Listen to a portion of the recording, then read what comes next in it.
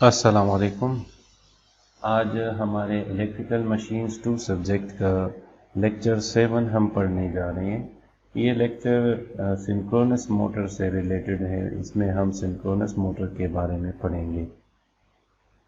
तो जैसा कि हमें पता है कि एक अल्टरनेटर को हम ऑपरेट कर सकते हैं एज अ मोटर, तो इसी तरह अगर एक अल्टरनेटर को हम 3 फेज सप्लाई के साथ इसके आर्मेचर वाइंडिंग को जोड़ दें तो ये एज सिंक्रोनस मोटर रन करेगा। अब इसको सिंक्रोनस मोटर क्यों कहते हैं? क्योंकि इसकी जो स्पीड है वो जो रिवॉल्विंग फील्ड की स्पीड है, जो 3 फेज रिवॉल्विंग स्पीड होती है, 3 फेज सप्लाई से प्रोड्यूस होती है, उसकी स्पीड से सिंक्रोनिज्म में ये चल रहा होता है। इसका जो रोटर होता है वो सिंक्रोनिज्म में चल रहा होता है रिवॉल्विंग फील्ड की स्पीड के साथ। मतलब इसका जो स्पीड है रोटर का वो रिवॉल्विंग स्पीड के तकरीबन इक्वल होता है। तो हम ये कह सकते हैं कि इसकी जो स्पीड है उसको हम फ्रीक्वेंसी से रिलेट कर सकते हैं कि जो सोर्स की फ्रीक्वेंसी होती है, जो 3 फेज सप्लाई होती है, उसकी फ्रीक्वेंसी से सिंक्रोनिज्म में चल रही होती है। अब हमारे पास ये जो फ्रीक्वेंसी है 3 फेज सप्लाई की, ये चूँकि फिक्स्ड है, तो ये जो सिंक्रोनस मोटर हैं ये मोस्टली जो होते हैं कांस्टेंट स्पीड मोटर होते हैं और इसको कांस्टेंट स्पीड वाले एप्लीकेशंस में यूज़ किया जाता है। ज़्यादातर ये मोटर्स यूज़ नहीं होते क्योंकि ज़्यादातर जगहों पे हमें वेरिएबल स्पीड की ज़रूरत होती है, तो इसकी कांस्टेंट स्पीड होने की वजह से हमारे पास ये ज़्यादातर यूज़ नहीं होते, लेकिन कुछ एप्लीकेशंस हैं जिसमें ये यूज़ हो सकते हैं। अब आते हैं इसके कंस्ट्रक्शन के बारे में पढ़ते हैं। तो बिल्कुल इसकी कंस्ट्रक्शन अल्टरनेटर जैसी है, जो कि हमने पिछले लेक्चर्स में देखा था कि जो अल्टरनेटर होता है वो एक स्टेटर और एक रोटर पर मुश्तमिल होता है। तो स्टेटर हमारे पास क्या होता है, ये इसको हम इस कोर में जो होता है वो ये स्लॉट्स बनाते हैं और उसमें स्टेटर वाइंडिंग रखी होती है। तो ये 3 फेज वाइंडिंग हम इन स्लॉट्स में रखते हैं। तो ये हमारे पास क्या है, स्टेटर है। और जो हमारे पास रोटर है वो भी आप लोगों को नज़र आ रहा है। इसमें जो सीलियंट पोल रोटर है वो ज़्यादातर यूज़ होता है और बिल्कुल अल्टरनेटर की तरह जो इसका एक्साइटेशन करंट है वो स्लिप रिंग्स के थ्रू इसके रोटर के शाफ्ट के साथ कनेक्ट होता है और वो करंट इसको हम अप्लाई करते हैं। अल्टरनेटर की तरह इसका भी जो आर्मेचर वाइंडिंग है वो स्टेटर पे होता है और हमारे पास जो रोटर होता है उसकी अपनी वाइंडिंग्स होती हैं। स्टेटर को इस तरह वाइंड किया जाता है कि इसके जो नंबर ऑफ पोल्स हैं वो नंबर ऑफ रोटर के पोल्स के बराबर होते हैं और यही पोल्स जो है वो स्पीड डिटरमिन करती है इस सिंक्रोनस मोटर की। तो उसका फार्मूला हमने पिछले अल्टरनेटर के केस में भी देखा था कि जो NS है, जो सिंक्रोनस स्पीड है, वो हमारे पास क्या होता है, 120F डिवाइडेड बाई P। तो ये नंबर ऑफ पोल्स पे डिपेंड करता है कि हमारे पास जो सिंक्रोनस स्पीड है वो कितनी होगी। क्योंकि हमारे पास फ्रीक्वेंसी कांस्टेंट है सप्लाई की, तो और 120 भी एक कांस्टेंट नंबर है, तो ये नंबर ऑफ पोल्स जो है वो डिटरमिन करता है कि सिंक्रोनस स्पीड हमारे पास कितनी होगी। अब हम आते हैं सिंक्रोनस मोटर के कुछ नुमायाँ खसूसियात की तरफ। कुछ सीलियंट फीचर्स हैं जो यहाँ पे डिस्कस कर रहे हैं हम लोग। सबसे पहला ये है कि जो सिंक्रोनस मोटर है वो सिंक्रोनस स्पीड पे चल रहा होता है, या सिंक्रोनस स्पीड पे ये चलेगा या बिल्कुल चलेगा ही नहीं। मतलब ये या तो स्टॉप हालत में होगा या सिंक्रोनस स्पीड पे रनिंग हालत में होगा। तो इसकी जो स्पीड है वो कांस्टेंट होती है तमाम लोड्स के लिए और इसकी स्पीड को हम सिर्फ एक ही मेथड से चेंज कर सकते हैं, और वो ये है कि हम सप्लाई की जो फ्रीक्वेंसी है वो चेंज करें तो हमारे पास स्पीड चेंज हो सकती है। दूसरी जो करेक्टरिस्टिक है वो इसकी ये है कि इसको हम wide range of power factor पे रन कर सकते हैं। यूनिटी पे भी हम इसको रन कर सकते हैं, लैगिंग पे भी रन कर सकते हैं, और लीडिंग पे भी रन कर सकते हैं। और ये कैसे होगा, इसका डिपेंड होता है एक्साइटेशन करंट पे। जो एक्साइटेशन फील्ड है उसको, जो एक्साइटिंग सोर्स है उसको अगर हम उसकी वैल्यू चेंज करें उसकी करंट की, तो फील्ड एक्साइटेशन फील्ड चेंज होगी, और इससे हमारे पास जो मोटर की जो पावर फैक्टर है, रनिंग पावर फैक्टर, वो चेंज होगी।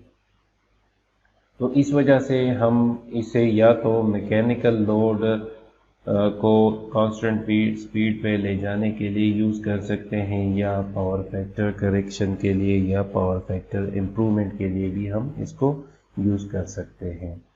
अब तीसरी जो अहम बात है वो हमारे पास है कि ये सीलिएंट पोल टाइप होते हैं। ये ज़्यादातर सीलिएंट पोल ही होते हैं, सिलेंड्रिकल रोटर इसमें यूज नहीं होता। सिंक्रोनस मोटर जो होती है वो सेल्फ स्टार्टिंग इसकी नहीं होती, बल्कि ये इसको किसी ऑक्सिलरी मीन से, किसी एक्सटर्नल सोर्स से हमें रन करना पड़ता है। तो उसके लिए हम या तो इंडक्शन मोटर वाला प्रिंसिपल यूज़ करते हैं, जिसमें हम स्क्वायर केज रोटर को या ऑक्सिलरी वाइंडिंग जिसमें हम ऐड करते हैं, और उसमें उसके दो एंड्स को हम शॉर्ट कर देते हैं, तो हमें स्टार्टिंग टॉर्क मिलता है। या हम इसको किसी सेपरेटली एक मोटर के थ्रू भी रन कर सकते हैं। अब हम आते हैं operating principle of synchronous motor की तरफ। तो ये एक सिंक्रोनस मोटर आप लोगों को नज़र आ रहा है, जिसमें स्टेटर को 3 फेज सप्लाई के साथ जोड़ा गया है। ये इसका रोटर है। तो जो 3 फेज सप्लाई है वो स्टेटर के 2 पोल्स बना रहा है, NS और SS, ये स्टेटर के पोल हैं, और 2 ही हमारे पास रोटर के पोल हैं, जिसको NR और SR से डिनोट किया गया है। ये जो स्टेटर के पोल्स हैं ये इस तरह है कि ये रोटेट कर रहे हैं, इसमें रिवॉल्विंग मैग्नेटिक फील्ड जो है वो प्रोड्यूस हो रही है। और रोटर को चूँकि हमने DC सप्लाई के साथ जोड़ा है, तो इसमें हमारे पास कोई रिवॉल्विंग मैग्नेटिक फील्ड प्रोड्यूस नहीं हो रहे। इसके जो पोल्स हैं वो फिक्स्ड हैं, और यहाँ पे ये जो स्टेटर के पोल्स हैं ये चूँकि वेरी होते हैं, कभी ये वाला पोल जो है S बन जाता है तो कभी N बन जाता है। इसी तरह ये जब ये N होता है तो ये S होता है, जब ये S होता है तो ये N बन जाता है। तो स्टेटर के जो पोल हैं वो रोटेट कर रहे हैं, जबकि रोटर के जो पोल हैं वो फिक्स्ड है। अब लेट्स सपोज हमारे पास ये जो रोटर और स्टेटर है, इसकी पोजीशन ये जो पहली फिगर है इसमें है। तो क्या होगा कि ये जो स्टेटर का N पोल है ये रोटर के N पोल को रिपेल करेगा, और इसी तरह स्टेटर का S पोल रोटर के S पोल को भी रिपेल करेगा। तो ये इसको रिपेल करेगा। फिर जैसे ही हमारे पास एक हाफ साइकिल के बाद ये वाला जो N पोल है ये S पोल बन जाएगा, और ये जो S पोल है ये N पोल बन जाएगा, जिस तरह इस फिगर 2 में दिखाया गया है। अब क्या होगा कि ये S पोल इस N पोल को अट्रैक्ट करेगा, और जो ये वाला N पोल है ये इस S पोल को अट्रैक्ट करेगा। दोनों में फोर्स ऑफ अट्रैक्शन होगी। तो हमारे पास क्या होगा कि ये चूँकि दोनों पोल जो है बहुत रैपिडली, फ्रीक्वेंसी जिस सप्लाई की जितनी होती है वो बहुत ज़्यादा होती है as compare to rotation of rotor, तो ये बहुत रैपिडली चेंज हो रहे होते हैं। तो इस रोटर पे हमारे पास कभी फोर्स ऑफ अट्रैक्शन एक्ट कर रहा होता है, कभी फोर्स ऑफ रिपल्शन। तो हमने देखा कि जब हमारे पास ये एन पोल होता है स्टेटर का और ये स्टेटर का एस पोल होता है, तो ये रोटर को एंटी क्लॉकवाइज में घुमाने की कोशिश करता है। और जब जैसे ही हमारे पास स्टेटर की पोलैरिटी चेंज होती है, इनके पोल्स चेंज होते हैं, तो ये रोटर को क्लॉकवाइज में घुमाने की कोशिश करता है। तो एक तो ये पोल्स बहुत रैपिडली चेंज हो रहे होते हैं, और दूसरा हमारे पास रोटर की जो इनर्शिया है उसकी वजह से रोटर पे इतना फोर्स नहीं लग पाता, इसको इतना टाइम नहीं मिल पाता कि ये रोटेट कर सके। तो हमारे पास जो सिंक्रोनस मोटर है वो सेल्फ स्टार्टिंग नहीं कर सकता, उसमें स्टार्टिंग टार्क इतना डेवलप नहीं होता कि ये इस रोटर को घुमा सके। तो इसलिए हमारे पास ये जो सिंक्रोनस मोटर है ये सेल्फ स्टार्टिंग मोटर नहीं है। अब हम देखते हैं कि हम यूनी डायरेक्शनल टार्क जो कि कंटिन्यूसली लग रहा हो रोटर पे, वो कैसे अचीव कर सकते हैं। तो अगर हम इस रोटर को किसी एक्सटर्नल मीन्स से, मतलब किसी एक्सटर्नल फोर्स से इसको इस तरह घुमाएं कि जैसे ही स्टेटर के पोल्स चेंज होते हैं, इसी तरह हमारे पास ये रोटर भी उसी पोल्स के अकॉर्डिंगली चेंज होता रहे, तो हमारे पास जो रोटर है वो यूनी डायरेक्शनल टार्क उस पर लगेगा और ये रोटर घूमता रहेगा। लेकिन इसके लिए शर्त ये है कि ये रोटर को जिस भी एक्सटर्नल सोर्स से हम घुमाएं वो इसको इस तरह घुमाएं कि ये इस स्पीड के अकॉर्डिंगली, जितनी स्पीड के साथ ये पोल्स चेंज होते हैं उतनी स्पीड के साथ ये जो पोल्स हैं ये इस स्पीड के साथ रोटेट करें। अब लेट सपोज हमारे पास जो रोटर है वो इस कंडीशन में है, तो हम इसको घुमाना शुरू करते हैं और ये जो एस पोल है ये एन पोल इसको अट्रैक्ट करेगा, तो इस पर क्लॉकवाइज जो टॉर्क है वो लगेगा। अब इसको हम घुमा रहे हैं और साथ ये पोल्स भी रोटेट हो रहे हैं। अब हाफ साइकिल के बाद अगर ये पोल हमारे पास एन पोल यहाँ पे आ गया और ये एस पोल यहाँ पे आ गया, और इसके साथ ही हमने इस रोटर को भी रोटेट करके इसको इस तरह के पोजीशन में लाया कि ये जो एस पोल है ये इधर आ गया और ये जो एन पोल है ये यहाँ पे आ गया, तो ये एस बन जाएगा और ये हमारे पास एन बन जाएगा। तो अब भी हमारे पास इन दोनों के दरमियान फोर्स ऑफ अट्रैक्शन होगी, तो इस पे जो टॉर्क होगा वो हमारे पास क्लॉकवाइज टॉर्क इस पे इस वक्त भी एक्ट करेगा। तो हमारे पास जो रोटर है वो यूनी डायरेक्शनली रोटेट करना शुरू कर देगा, क्योंकि इस पे जो टॉर्क है वो हर इंस्टेंट पे क्लॉकवाइज होगा, तो हमारे पास ये रोटेट करना शुरू कर देगा। तो ये तो था कि हम रोटर को किसी एक्सटर्नल मीन्स के साथ घुमाएं सिंक्रोनस स्पीड पे, तो ये इन दोनों पोल्स के साथ लॉक हो जाएगा, और फिर अगर हम एक्सटर्नल सोर्स को हटा भी दें तो ये रोटेट करता रहेगा। तो पिछले स्लाइड में तो हमने देखा कि हम किसी एक्सटर्नल मीन्स के थ्रू रोटर को घुमाएं, तो वो थोड़ा डिफ़िकल्ट मेथड भी है और कॉस्टली भी पड़ता है, क्योंकि उसके लिए हमें एक्स्ट्रा एक मोटर की ज़रूरत पड़ेगी जो रोटर को घुमा सके। तो ये जो एफिशिएंट तरीका है self starting of synchronous motor का, वो ये है कि हम क्या करते हैं, इसको जो सीलिएंट पोल हैं उसके फेसेस पे हम स्क्विरल केज रोटर की तरह ये बार्स रख के इनके जो एंड्स हैं वो उनको शॉर्ट कर देते हैं। इस वाइंडिंग को जो हम स्टार्टिंग के लिए इन सीलिएंट पोल्स के फेसेस पे लगाते हैं उसको हम डैम्पर वाइंडिंग भी कहते हैं। तो क्या होता है कि जब हम इस स्टेटर को 3 फेज सप्लाई के साथ हम इसको जोड़ते हैं तो इनका जो रोटेटिंग मैग्नेटिक फील्ड होता है उसके फ्लक्स इन बार्स के साथ लिंक करते हैं, और उस वक़्त हमने इस रोटर को एनर्जाइज नहीं किया होता, मतलब डीसी एक्साइटेशन हम इस स्टार्टिंग में रोटर को हम नहीं देते।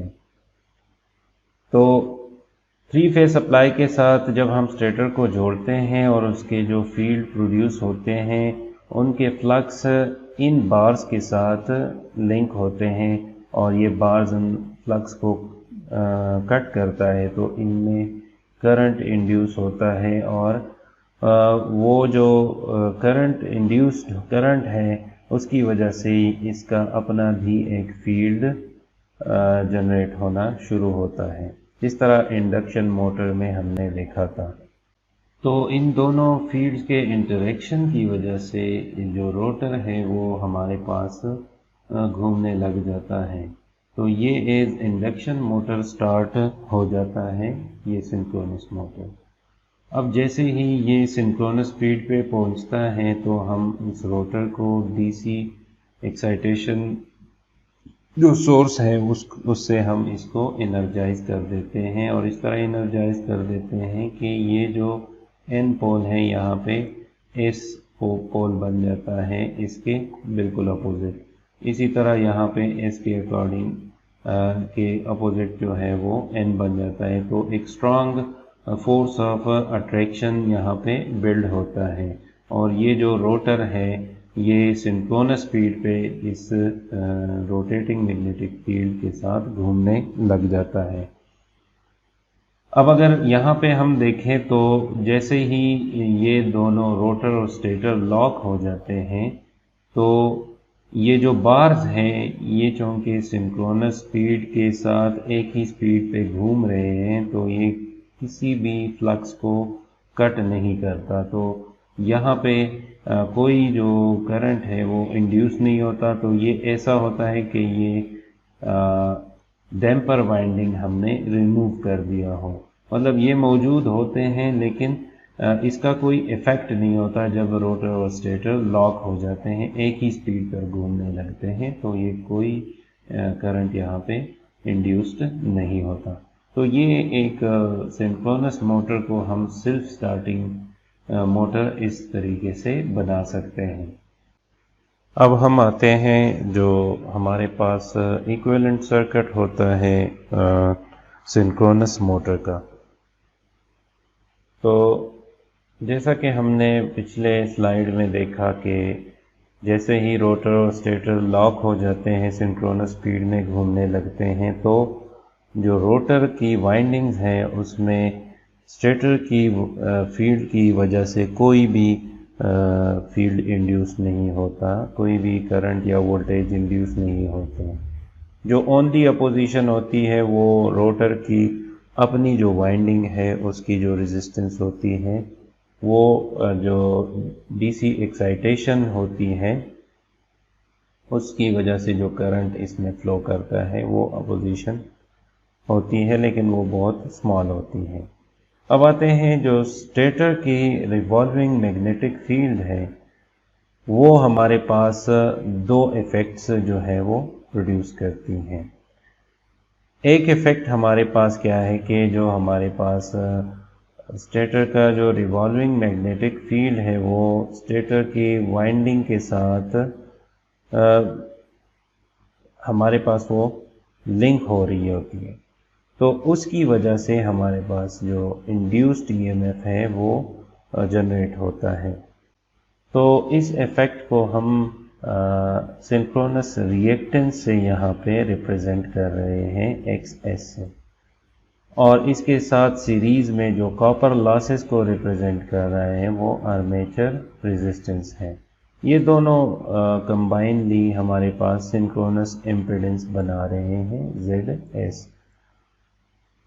दूसरा जो इफ़ेक्ट है वो जो रोटर की रिवॉल्विंग मैग्नेटिक फील्ड है, क्योंकि रोटर भी रोटेट कर रहा है तो उसको हमने डीसी एक्साइटेशन करंट है उसको दी हुई है, तो उसकी वजह से उसका जो फील्ड है वो भी स्टेटर के बार्स के साथ लिंक होता है और उसमें हमारे पास एक ईएमएफ इंड्यूस होता है जिसको हम बैक ईएमएफ भी कह सकते हैं, जो सप्लाई है उसको अपोज कर रहा होता है।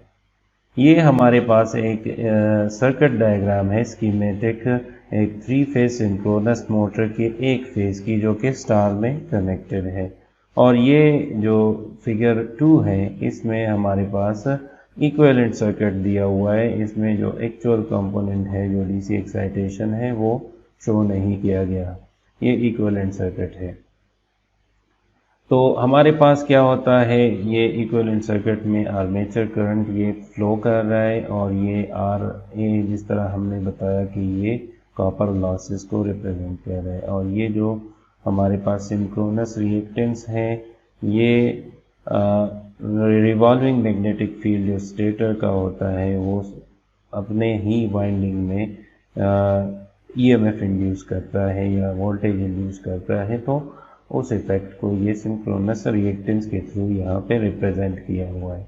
और ये जो ई है ये जो रोटर की मैग्नेटिक फील्ड है वो स्टेटर के फील्ड में वोल्टेज इंड्यूस करती है, वो ये बैक ईएमएफ है।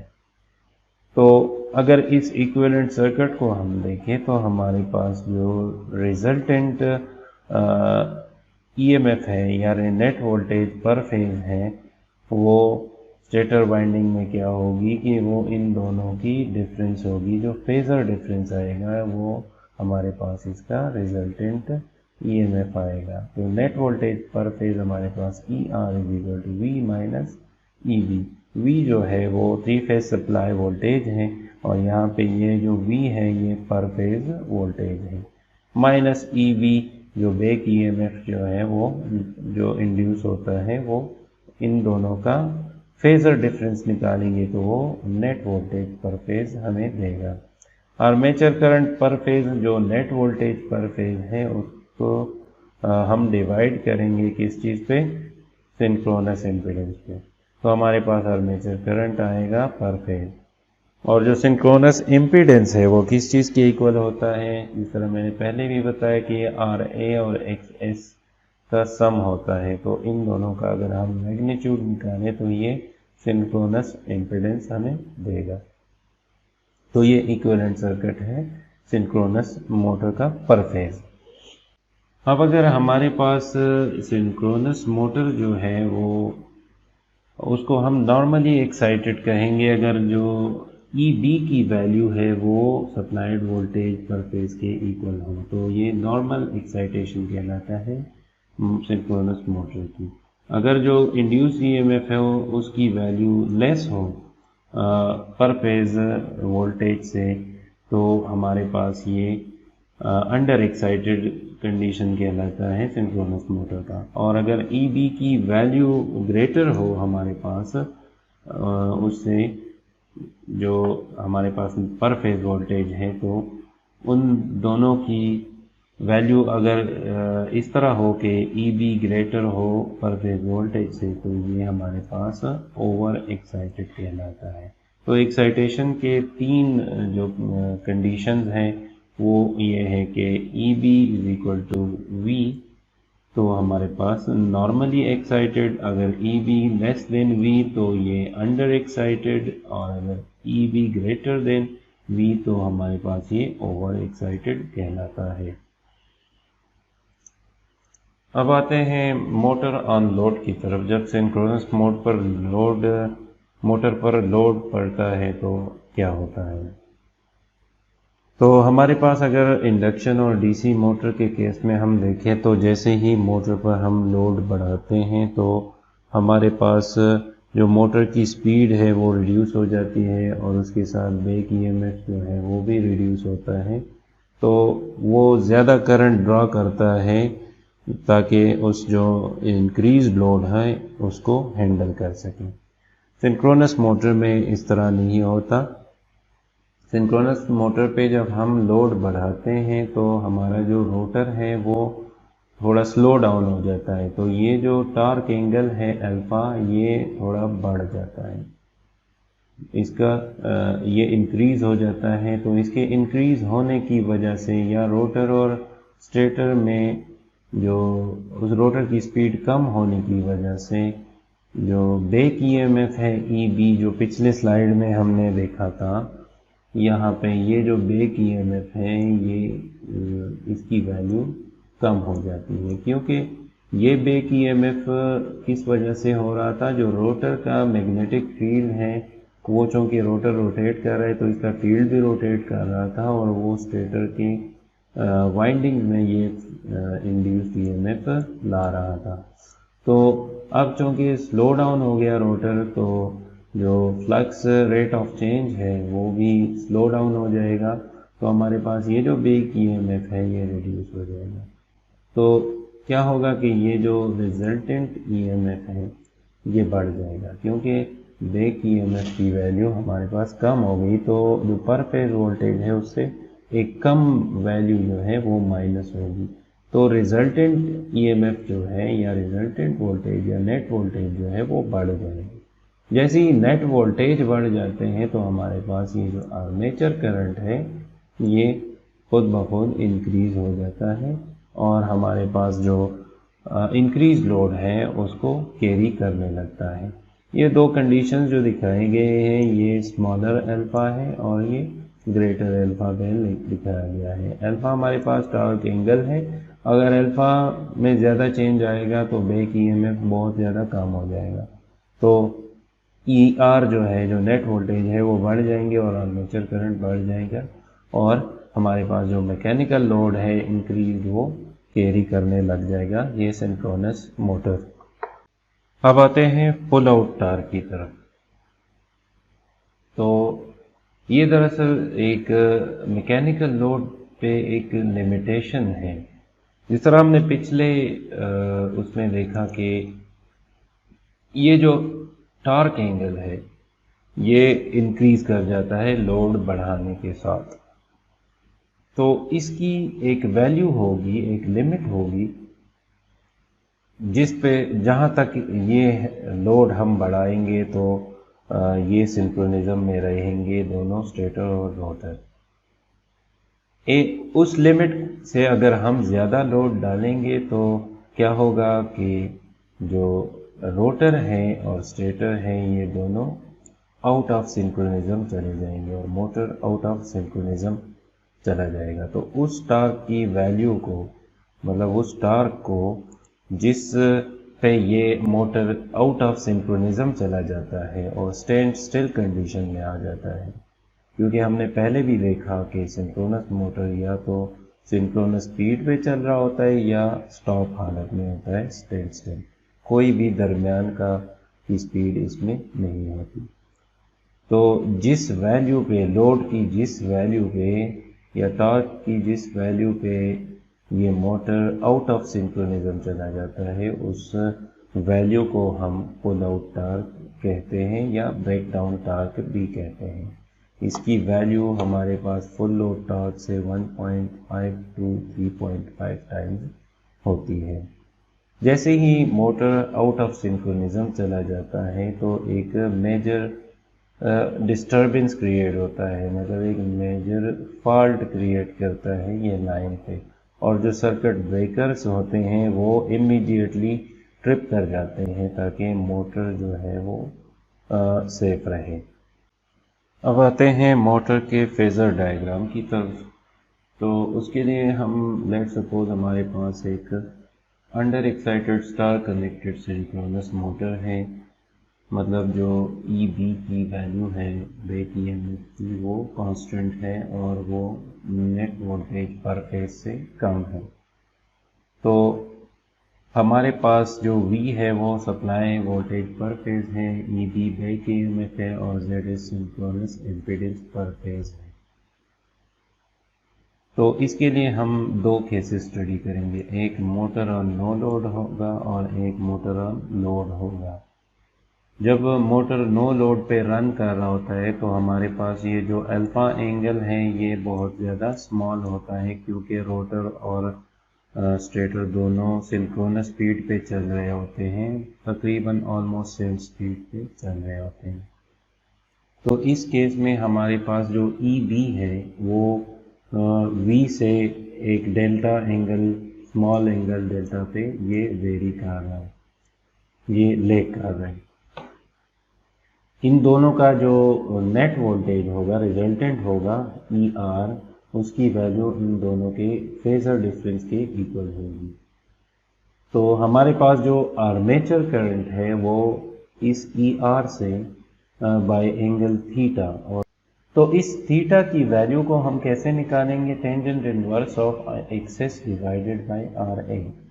अब एक्सेस हमारे पास जो सिंक्रोनस रिएक्टेंस है वो ग्रेटर होता है एज कंपेयर टू RA, तो ये टेंजेंट इनवर्स ऑफ, अगर RA को हम 0 कर दें, 0 की इक्वल ले लें, तो ये टेंजेंट इनवर्स ऑफ इन्फिनिटी बन जाएगा और थीटा इज इक्वल टू 90।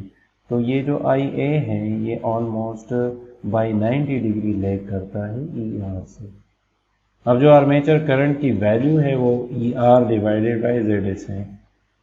तो इस केस में, नो लोड की केस में, जो इनपुट पावर है पर फेज, वो मोटर कितना ले रहा है? VIA 3 cos of phi. तो ये एक स्मॉल पावर ले रहा है अगर ये सिंक्रोनस स्पीड पे चल रहा है नॉर्मल कंडीशन में और नो लोड कंडीशन में, तो ये एक स्मॉल पावर ले रहा है ताकि लॉसेस जो है वो उसको हैंडल करने के लिए एक स्मॉल पावर ड्रॉ करेगा सोर्स से। अब आते हैं मोटर ऑन लोड कंडीशन की तरफ। तो इसमें अगर हम देखें, जैसे ही हम मोटर पे लोड डालते हैं तो क्या होता है कि ये जो अल्फा एंगल है ये बढ़ जाता है। जैसे ही ये बढ़ता है तो हमारे पास जो EB है वो ज़्यादा एंगल के साथ लेग करने लगता है V को, डेल्टा एंगल बढ़ जाता है। तो जैसे ही हमारे पास डेल्टा एंगल बढ़ जाता है तो जो नेट वोल्टेज है उसकी वैल्यू बढ़ जाती है, और हमारे पास जो IA है, आर्मेचर करंट है, वो भी अकॉर्डिंगली बढ़ जाता है क्योंकि उसकी वैल्यू है ER डिवाइडेड बाय ZS। तो इसकी वैल्यू, ये मोटर जो है वो ज़्यादा आर्मेचर करंट ड्रॉ करने लगता है ताकि इस लोड को हैंडल कर सके। इस केस में जो इनपुट पावर है वो तो वही है जो हमने पिछले केस में देखा था, VIA cos of phi. Mechanical power जो डेवलप होता है इस केस में, क्योंकि अब मैकेनिकल लोड आ गया इस पे, तो per phase mechanical power developed is equal to EBIA cos of angle between EB and IA। तो EB और IA इन दोनों का प्रोडक्ट है, और साथ ही इन दोनों के दरमियान जो एंगल है वो उसका क्या है? कोसाइन है। तो अगर हम देखें तो इन दोनों के दरमियान जो है वो एंगल कितना बन रहा है? तो हमारे पास वो बन रहा है डेल्टा माइनस फाई। इन दोनों के दरमियान जो एंगल बन रहा है वो क्या बन रहा है? डेल्टा माइनस फाई एंगल बन रहा है। तो जो मैकेनिकल पावर डेवलप्ड है वो हमारे पास आ जाता है EBIA cos of delta minus phi. तो ये हमारे पास मैकेनिकल पावर हो गया लोडेड कंडीशन में, जब सिंक्रोनस मोटर पे हम लोड इंक्रीज करते हैं या लोड डालते हैं।